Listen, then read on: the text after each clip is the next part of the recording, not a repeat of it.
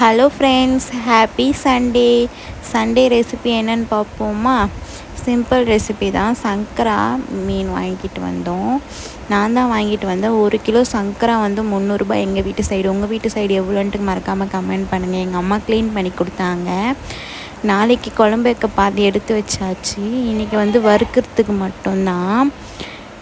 சுட சுட சாப்பாடு, சாம்பார், கிள்ளி போட்ட சாம்பார். நெக்ஸ்ட்டு வந்து மீன் வறுவல்,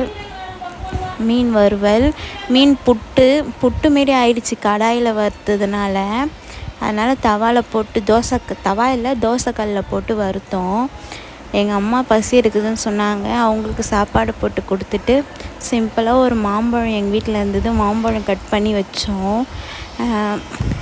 இந்த ரெசிபிக்கு இந்த மாம்பழம் சைடு செம்ம சூப்பராக இருந்ததுங்க. எல்லாத்தையும் சாப்பிட்டு முடிச்சுட்டு எங்கள் வீட்டில் இருக்கார் பாருங்க ஒருத்தங்க ஜெனி, நல்லா அப்புறம் பேண்ட் பரப்பிட்டு தூங்கினாங்க. மீன் தலைனா சாப்பிட்டு திமிரு ஊறுறத பாருங்கள். பாய்.